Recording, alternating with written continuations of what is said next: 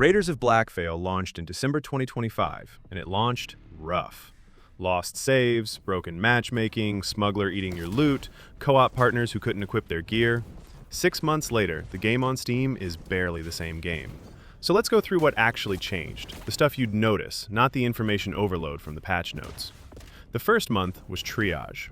Hotfix 1, 4 days after launch, fixed the biggest thing first. Your progression stopped vanishing every time you quit the game, which was absolutely ridiculous to be in the game to begin with.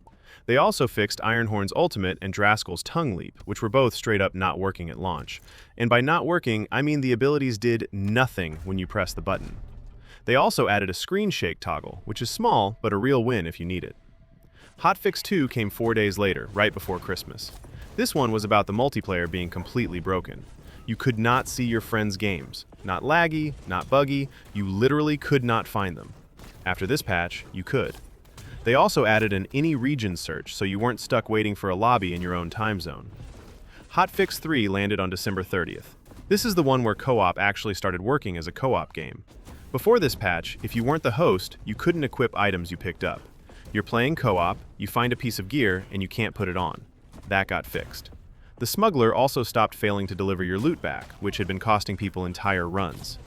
Then comes Hotfix 4 at the end of January, and this is where the game started to improve, rather than just less broken. Bosses now drop 2 guaranteed pieces of gear, mini-bosses drop 1. Healing rooms heal a percentage of your max health instead of a flat number, so they actually scale with you. They added a cursor size option, which sounds tiny until you're on a 4K monitor squinting at a pixel, and they added a damage numbers toggle on top. None of these are headline features, but they're the kind of small wins you feel run to run. And then, the game went quiet. From the end of January until mid-May, no patches. 4 months. The review score collapsed during this window, and a lot of people moved on. That silence was the worst part of the year for the game. Then in May, the Ghoulag update dropped, and this is the patch that actually rewrote what Raiders of Blackveil is. Quick thing while we're here, if this is useful, a like and a subscribe genuinely help the channel out. Back to it. First, offline mode. The game was online only at launch. You can now play solo without a server connection, full stop.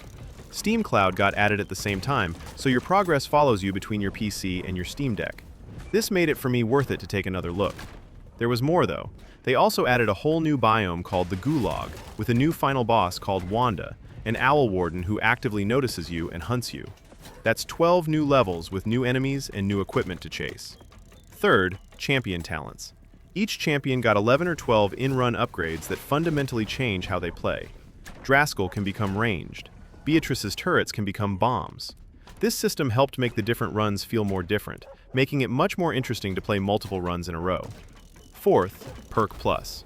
You can now upgrade individual perks twice during a run, which means by the late game your build actually feels build-defined instead of just stacked. Plus, the level cap went from 20 to 30. All your champions now share a loot inventory so you're not juggling between them, and dozens of balance tweaks pulled enemy scaling back down to something fair. So 6 months in, the picture is this. The launch problems are mostly solved. The depth that was missing is in. The one thing to keep in mind is that this is a small team, 21 people, and the gap between Ghoulag and the next big content drop could be just as long as the gap before it. So if you're on the fence, you've got 2 options that both make sense. Buy now and play what's there, knowing the next big update might be a few months out. Or wait until the next one lands and see if the cadence is holding. If you want my full take on whether it's worth buying now, that video is up on the channel. Thanks for watching.